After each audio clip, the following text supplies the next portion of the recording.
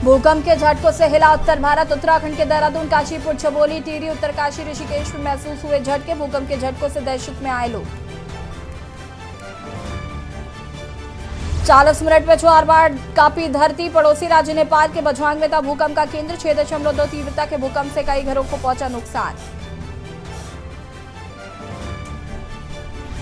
11 अक्टूबर पिथौरागढ़ में पीएम मोदी की चुनावी जनसभा। कैलाश मानसरोवर के करेंगे दर्शन। प्रस्तावित दौरे को लेकर तैयारियां तेज।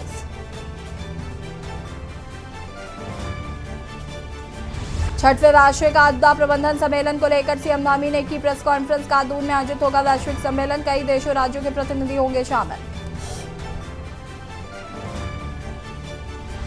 ग्लोबल इन्वेस्टर्स समिट पर सियासत। पूर्व मुख्यमंत्री हरीश रावत ने किया भाजपा पर हमला। वंतरा जैसे रिजॉर्ट बनाकर हमारी संस्कृति को किया जा रहा है खत्म। हरिद्वार में डीएम कार्यालय में कर्मचारी ने लगाई फांसी। पंखे पर लटका मिला चाव। जान देने से पहले लिखा सुसाइड नोट। आप देख रहे हैं के न्यूज।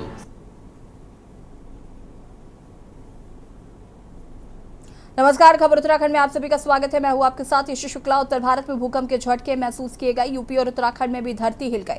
भूकंप की तीव्रता 6.2 मापी गई। इसका केंद्र नेपाल में 5 किलोमीटर की गहराई में बताया गया है। नेपाल में भूकंप के केंद्र के कारण उत्तराखंड में भूकंप का असर काफी देखने को मिला। देहरादून, काशीपुर, चमोली, टिहरी, उत्तरकाशी, ऋषिकेश, श्रीनगर, हरिद्वार आदि शहरों में भूकंप के झटके महसूस किए गए। करीब 2:53 पर भूकंप का झटका महसूस किया गया और करीब 10 सेकंड तक कई बार धरती हिलती दिखी। रिक्टर पैमाने पर भूकंप की तीव्रता 6.2 मापी गई। भूकंप के झटकों ने लोगों को दहशत से भर दिया है। देहरादून में दोपहर 2:52 पर झटके महसूस किए गए और इसकी तस्वीरें सामने आई। देहरादून में लोग अपनी इमारतों से बाहर निकल आए हैं। सचिवालय का भी एक वीडियो सामने आया जिससे साफ देखा जा सकता है कि लोग बिल्डिंग के बाहर निकल कर खड़े हो गए।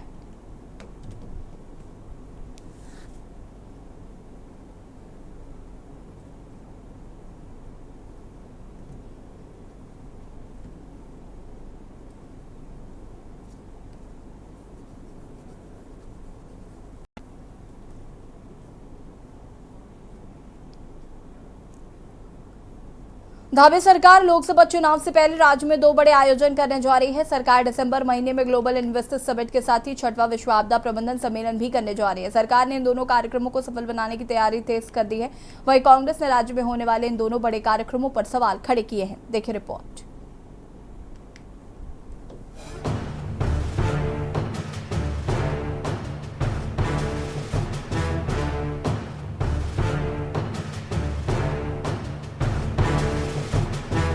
धामी सरकार लोकसभा चुनाव से पहले राज्य में 2 बड़े विश्व स्तरीय आयोजन करने जा रही है और इसी के तहत 28 नवंबर से 1 दिसंबर तक देहरादून में 6वां विश्व आपदा प्रबंधन सम्मेलन होगा। पद्म विभूषित अमिताभ बच्चन सम्मेलन के ब्रांड एम्बेसडर होंगे। सम्मेलन में आपदा प्रबंधन के क्षेत्र में देश और दुनिया भर के विशेषज्ञों के बीच मंथन होगा। मुख्यमंत्री धामी का कहना है कि उत्तराखंड और अन्य हिमालयी क्षेत्रों की आपदा से जुड़ी चुनौतियों के समाधान के लिए विश्व स्तर पर किए जा रहे चिंतन और प्रयासों को गति मिलेगी। आपदा से बचाव पर चर्चा की जाएगी और सम्मेलन की सरकार ने पूरी तैयारियां कर ली है। वहीं विपक्ष ने सरकार को आपदा के मुद्दे पर कतई गंभीर नहीं बताया है। अभी G20 की जो बैठक माननीय प्रधानमंत्री जी की लीडरशिप में संपन्न हुई है और 30 नवंबर तक इस वर्ष का उसका कार्यकाल है। 30 नवंबर के बाद अगला वर्ष प्रारंभ हो जाएगा। उससे ठीक पहले 28 नवंबर से 1 दिसंबर के बीच में 6ठा आपदा प्रबंधन सम्मेलन देहरादून में आयोजित करने का, वैश्विक सम्मेलन देहरादून में आयोजित करने का हम लोगों ने यहाँ पर निर्णय हुआ है। G20 की जो बैठक हुई उस बैठक में एक महत्वपूर्ण विषय के रूप में आया है कि किस प्रकार से डिजास्टर के जो रिस्क है उसको कैसे कम से कम किया जाए। तो ये उस दृष्टि से भी ये सम्मेलन बहुत महत्वपूर्ण होने वाला है और इसमें देश दुनिया के अनेकों देशों के लोग, अनेकों राज्यों के लोग आपदा प्रबंधन के क्षेत्र में जिनकी विशेषताएं रही हैं, जिन्होंने अनेकों कार्य किए हैं, उन सभी लोगों ने इसमें अपने अपने विचार भी रखने हैं। आपदा प्रबंधन, आपदा से पूरा प्रदेश प्रभावित है। आज भी जो मुख्य मार्ग हैं, जो नेशनल हाईवे हैं, जो आपके स्टेट हाईवे हैं, जो जिला मार्ग हैं, सब बंद पड़े हुए हैं। और का जो सीमांत क्षेत्र है धारचूला में भयावह स्थिति है और सरकार ने ऐलान किया था कि जोशीमठ के लिए हम 1000 करोड़ का पैकेज देंगे, लेकिन आज तक उन प्रभावित परिवारों को कहीं पुनर्वास नहीं हुआ है, कहीं आर्थिक इमदाद नहीं दी गई है। पूरे प्रदेश में आपदा के प्रति सरकार बिल्कुल कतई गंभीर नहीं। वहीं एक तरफ जहां सरकार 6वां विश्व आपदा प्रबंधन सम्मेलन की तैयारियों में लगी हुई है, तो दूसरी ओर दिसंबर महीने में होने वाली ग्लोबल इन्वेस्टर्स समिट में बड़ा निवेश आए, इसके लिए सीएम धामी दिल्ली दौरे पर हैं। बुधवार को दिल्ली में मेगा रोड शो होगा और इसके जरिए सरकार निवेशकों को आमंत्रित करेगी। दिल्ली में मेगा रोड शो के साथ ही सीएम धामी 5 अक्टूबर से फिर विदेश भ्रमण पर जाएंगे। मुख्यमंत्री सिंगापुर और ताइवान के दौरे पर जाएंगे। निवेशकों को राज्य में निवेश के लिए आमंत्रित करेंगे। मुख्यमंत्री पुष्कर सिंह धामी का कहना है कि अब तक 20,000 करोड़ से ज्यादा के एमओयू पर हस्ताक्षर हुए हैं और निवेशकों में काफी उत्साह है। फिलहाल सरकार निवेश के तमाम प्रस्तावों का आकलन कर रही है। वहीं कांग्रेस का आरोप है कि मुख्यमंत्री राज्य में पहले से कार्य कर रही कंपनी के साथ एमओयू साइन कर रहे हैं और ऐसे में नया निवेश कहां है, सरकार ये बताए। देखिए, ये हमने एक शुरुआत की है और शुरुआत के दिन से, जिस दिन से यहाँ पर इसका लोगो और वेबसाइट लॉन्च की थी, उसके बाद कर्टन रेजन का कार्यक्रम दिल्ली में हुआ था और फिर पिछले दिनों लंदन और बर्मिंघम में जो बहुत सारे निवेशक समूह के साथ अलग अलग व्यक्तिगत रूप से और सामूहिक रूप से जो चर्चा हुई है, उसके बाद लगातार हमको कर्टन रेजर के दिन भी 7,500 करोड़ के निवेश के करार हुए थे और लंदन बर्मिंघम में लगभग 12,500 करोड़ के निवेश के करार हुए हैं। साथ में अन्य भी बहुत सारे प्रस्ताव हमारे पास आए हुए हैं। धामी जी की सरकार में ये कॉपी पेस्ट हो रहा है, उसी तरीके के बयान, उसी तरीके की बातें, उसी तरीके का प्रचार धामी जी की सरकार कर रही जो टीएसआर के समय में हुआ था। और 2.5 लाख रुपए करोड़ के इन्वेस्टमेंट की बात करके आज 24-25 करोड़ के इन्वेस्टमेंट लाकर पीठ ठोकी जा रही है, जिसमें एक कंपनी जो पहले से ही उत्तराखंड में काम कर रही है, रोपवे इत्यादि का काम करती है, जिसका एड्रेस गाजियाबाद का है, उस कंपनी से भी 1,000 करोड़ के इन्वेस्टमेंट की बात मुख्यमंत्री ने कही है, जबकि वो पहले से ही उत्तराखंड में काम कर रही है कंपनी और उसको लाभ पहुंचाने की कोशिश भी। कुल मिलाकर धामी सरकार लोकसभा चुनाव से पहले राज्य में 2 बड़े विश्व स्तरीय आयोजन करने जा रही है और इन दोनों कार्यक्रमों को सफल बनाने के लिए सीएम धामी पूरी ताकत लगाए हुए हैं। एक तरफ जहां दिल्ली के देश के निवेशकों को मुख्यमंत्री आमंत्रित करेंगे, तो दूसरी ओर मुख्यमंत्री 5 अक्टूबर से फिर विदेश भ्रमण पर रहेंगे। प्रस्तावित कार्यक्रम के तहत मुख्यमंत्री सिंगापुर दौरे, ताइवान के भ्रमण पर रहेंगे। मुख्यमंत्री निवेशकों को उत्तराखंड में निवेश का न्योता देंगे और इसके बाद 16 अक्टूबर से दुबई के दौरे पर रहेंगे। सीएम इन दोनों देशों में बड़े घरानों के साथ चर्चा भी करेंगे। मुख्यमंत्री की कोशिश है कि निवेश के साथ ही आपदा से बचाव पर भी पूरा ध्यान दिया जाए। देखना होगा इन कार्यक्रमों से राज्य को कितना लाभ होगा। Uttarakhand desk report. खबर रामनगर से है, जहां मौसम में बदलने व उमस के कारण इंसानों के साथ साथ अब वन्य जीवों का भी जीना दुश्वार हो गया है। अधिक गर्मी के कारण वन्य जीव आबादी की ओर चले आ रहे हैं, जिसके चलते रामनगर में सांपों की जान बचाने में कॉर्बेट प्रशासन, वन विभाग व सेवदा स्नेक ने अपनी टीम गठित कर सांपों को बचाने में जुटे हैं। तो वहीं तराई वाले इलाके में पश्चिमी रेंज अधिकारी देवेंद्र रजवार, कोसी रेंज अधिकारी शेखर तिवारी, मंदरोगा वीरेंद्र पांडे के नेतृत्व में save the snake and wild life welfare society ने वन विभाग के सहयोग से सर्पों को ग्राम व घरों से रेस्क्यू कर वन विभाग के सहयोग से घने जंगलों में आमद किया है।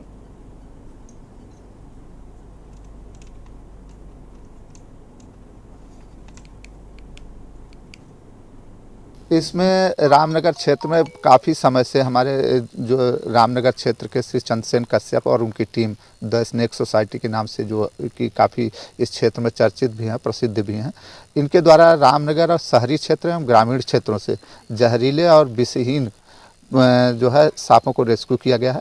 आज 37 सांपों को जो है कि रेस्क्यू करके जंगल में सुरक्षित छोड़ा गया है। इनके द्वारा लगातार प्रयास किए जा रहे हैं और अभी तक जो है कि हजारों की मात्रा में सांपों को आज़ाद किया गया है, जो कि विभिन्न क्षेत्रों से रेस्क्यू किया जाता है। था लगातार प्रयास है। मुझे विशेष रूप से मैं सबसे अनुरोध करूंगा कि वन विभाग द्वारा भी ये लगातार प्रयास किए जा रहे हैं और जो है कि अगर आपके क्षेत्र में कहीं भी सांपों को दिखाई दिए और चाहे वो जहरीले हों, आप छुए नहीं, आप उनको तत्काल सूचना वन विभाग को और स्नेक सोसाइटी को दें। और यारों किंग छोटे से ब्रेक के लिए जो हाजिर होते हैं। आप देख रहे हैं के न्यूज, खबरों का सारथी। ब्रेक के बाद एक बार फिर से आप सभी का स्वागत है। नैनीताल रोड के जोली कोर्ट के पास कुछ दिनों पहले एक रिजॉर्ट में चल रहे अवैध कैसीनो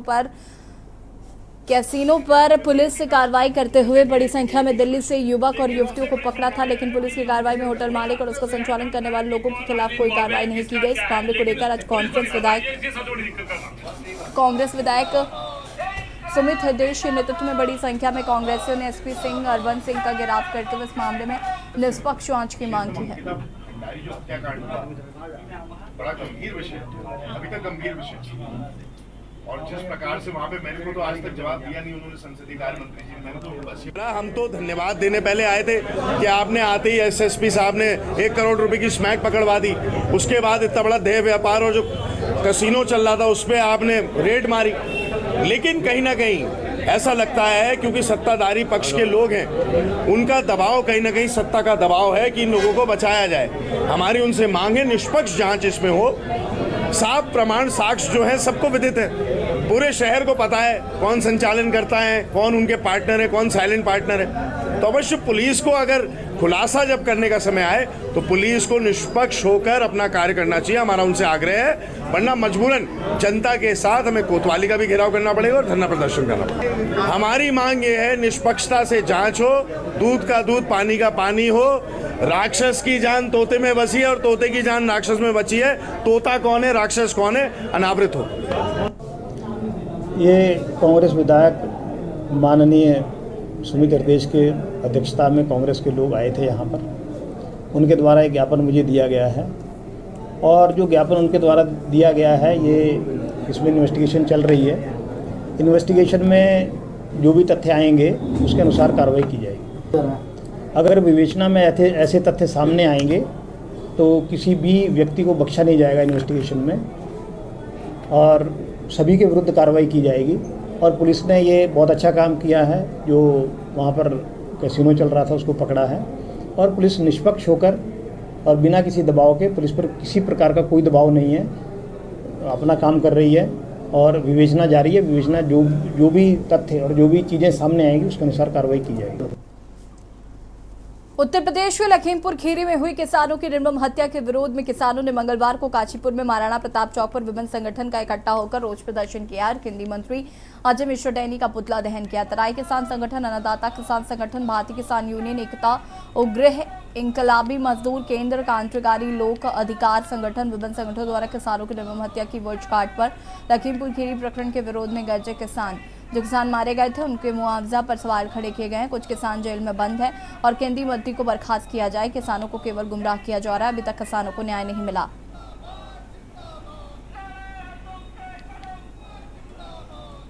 भैया 2021 में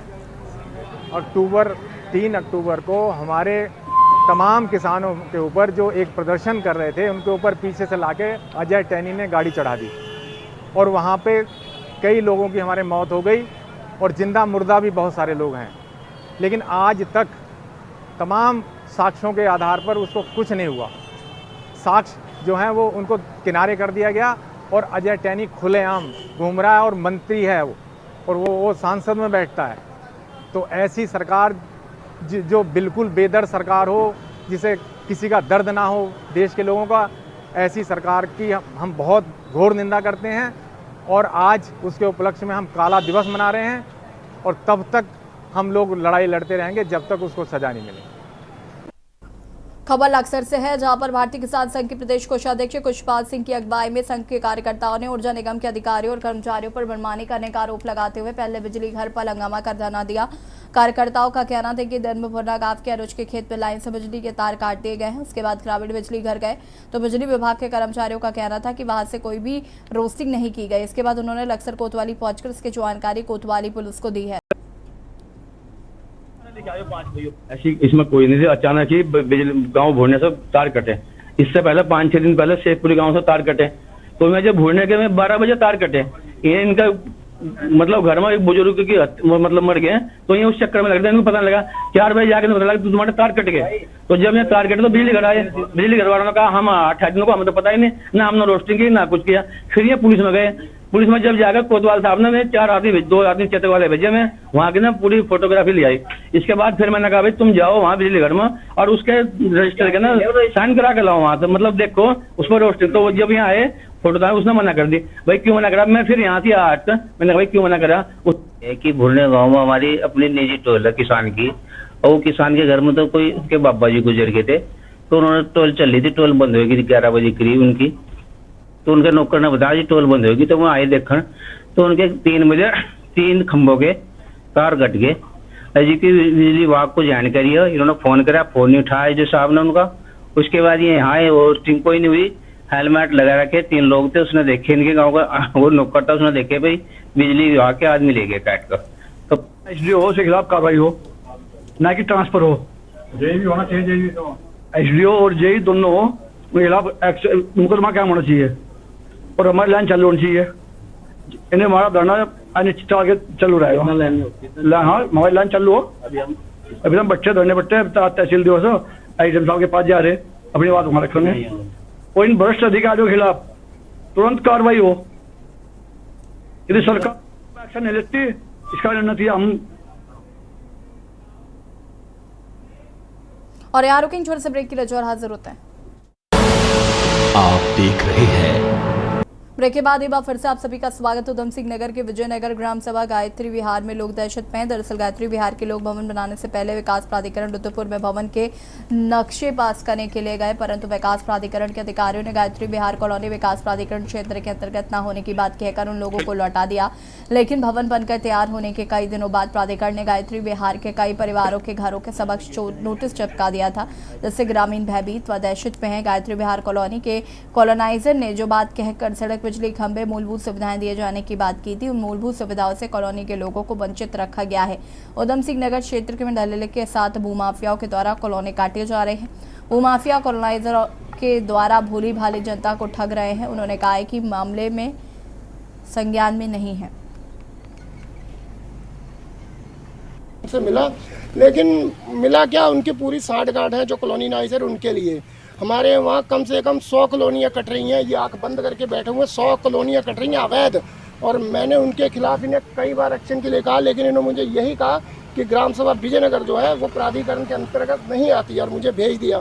अभी मैं कल ही इनके पास परसों आया था शुक्रवार के दिन, तभी मुझसे ये कहा गया और नोटिस के लिए इन्होंने कर दिया। तो फिर मैंने कहा चलो आप नोटिस तो इन्हें दे रहे हो, लेकिन ये गरीब आदमी है, ये कहाँ जाएंगे, आप इनका नक्शा पास करिए। तो ये कहने लगे कि नक्शा पास करने की हमारे पास अथॉरिटी नहीं है। हमने क्यों?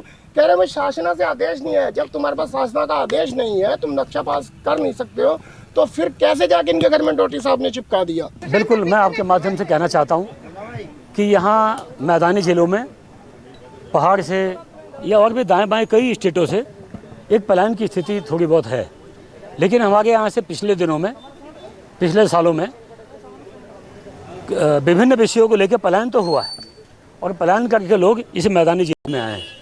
उनके साथ कुछ भूमाफियाओं ने धोखा दिया है, उनको ठगने का काम किया है, और जो समस्या मेरे संज्ञान में आती है मैं निश्चित ही पलायन किए हुए लोगों की मदद करता हूँ। ये सर अभी मेरा सिंधी मकान बन रहा है, यहाँ पर फिनिशिंग में है मकान। अभी मैंने पहले भी वार्ता हुई है मेरी, तो कुछ टाइम पहले 20 तारीख को यहाँ पर प्राधिकरण वाले नोटिस लगाए गए थे बिगड़ बताए हुए कि कारण बताओ नोटिस कि आपने नक्शा पैप क्यों नहीं कराया करके। तो हम फिर 25 तारीख को हमारी डेट थी वहाँ पर प्राधिकरण ऑफिस में, वहाँ गए थे। तो वहाँ पर गए तो वो लोग बोलने कि आपका इलाका तो प्राधिकरण के अंदर में आता है। हमने बोला तो ग्रामीण क्षेत्र में है। हम ग्राम प्रधान जी को भी लेके गए थे, बोले कि नहीं आपका ग्राम उसमें नहीं आता है और आपको प्राधिकरण से नक्शा पास कराना पड़ेगा।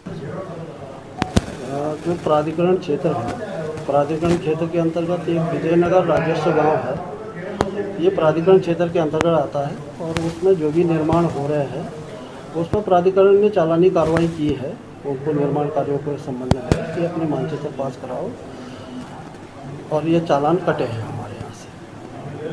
अब पूरे विजयनगर ग्राम सभा के बारे में जो भी है उसके बारे में तो पूरे ग्राम सभा में कौन कौन से गांव आते हैं ये नहीं पता है, लेकिन विजयनगर राजस्व गांव के अंतर्गत जो भी निर्माण होगी वो प्राधिकरण से नक्शा पास करना अनिवार्य है। खबर उत्तराखंड में फिलहाल इतना ही। देखते रहिए के न्यूज़ इंडिया। नमस्कार।